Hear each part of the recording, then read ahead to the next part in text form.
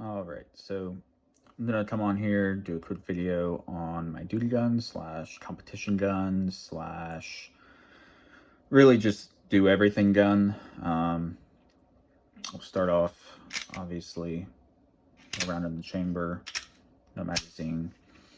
We're clear, safe.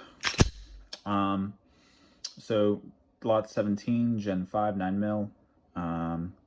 I've had this gun for about 3.5, 4 years, and it's probably got about, rough estimate, about 5,000 plus rounds on it through all the training and range days and all that fun stuff. So gun has seen better days, put a lot of rounds through it, really beating it up. You can see I've got some wear on the slide here from all the holstering, reholstering on the breech there. Barrel's pretty worn, but the gun just runs. I haven't had any malfunctions besides the ones that I've purposely induced in training. So can't complain there, right? It's a Glock.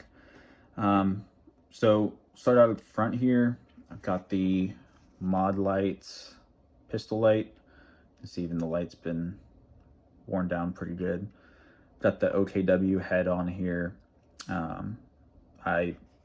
I love this light. I think it's probably, between this or the PLH V2 head that you can put on it, I think it's probably the best pistol light you can get. The battery life is great. And then it works.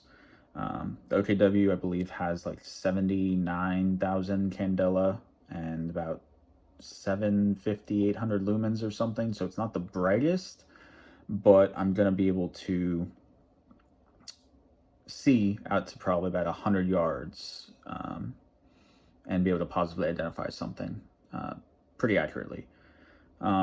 So I would take that over having a floodlight because the spill on this isn't terrible. I'm pointing it at the ground, about a foot off the ground right here. So the spill's not going to be the best, but I've never had any issues and wished I had more of a floodlight. I'll just say that. We'll work our way back to the trigger. It might look like a stock trigger. It's not. It's the Glock Performance trigger. About 80 bucks from Glock directly. And it's just a night and day difference between the stock trigger. This trigger is amazing. Everybody with a Glock needs to, at a minimum, put this in their gun. It's really good. So again, clear. It's a little bit of creep. So you hit that about 90 degree spot, hit a very definitive wall, no creep, and then just a break. It's great. Then the reset here just kind of pushes you off, and then you're right back on the wall. The trigger's great, feels smooth. It's not spongy like the stock trigger. Would highly recommend for a duty gun, get this trigger for any gun really. Believe it's advertised at 5 pounds, but through some research and stuff, people testing it, seems to pull at more about 4 to 4.5. So it's still a duty grade trigger, but it's just overall cleaner than the stock Glock trigger. On the grip here, I just have some Goon tape. It's really just because my hands get fairly sweaty pretty easily, especially in the summer, and it just helps me keep a good grip without slipping on the plastic here. And then on top, obviously, Trijicon RMR. This is the 6.5 MOA or 6 MOA dot. Great optic. I mean, it's never failed, probably will never fail. But if I'm being honest, if I knew now, would I get it? Probably not. I think, again, it's a great optic, but I think it's a little overbuilt for a duty use. in a police contest or competition contest. There's really not many scenarios I can think of that, you know, that would, any optic would really break unless it's just a like $10 cheap red dot, you know. I've got a Delta Point, Leupold Delta Point on one of my other guns, and I definitely prefer that over this, but I'm looking at getting either a SRO or a Holosun 507 Comp.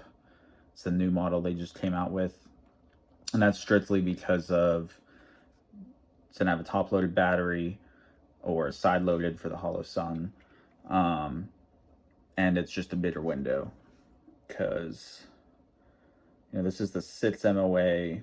There's really not much of a window there for you to see, and if you're just you come up on the gun and you're just barely off, you're not going to see your dot. You have to readjust. Of course, that can be fixed through training, but personally, I think bigger window is better, as well as having thinner bezels, which these are pretty thin, but the top gets a little thick. So otherwise, I mean, there's really not much more to do to this gun. Might throw a comp on the ends, might not. I don't know. I'm still trying to debate that. But yeah, hopefully you enjoyed the video. Got a little bit of context on some of the decision making, because maybe you're trying to figure out what to do to your own gun, what's a good upgrade, what's a bad upgrade. You know, I'll just note, obviously, I haven't done anything to slide stop, haven't done anything to stippling, none of that stuff. I think, you know, the slide stops, unless you have really small hands, they're gimmicky and they cause more issues than they're worth. Stippling, does it look cool? Yeah, but is it necessary? No. But hopefully it gives you some ideas for what to do to your gun. And if you want to see more videos like this, be sure to comment, let me know. Drop a like, drop a dislike if you didn't like the video. But if you did, drop a like, hit the subscribe button for more. Thanks.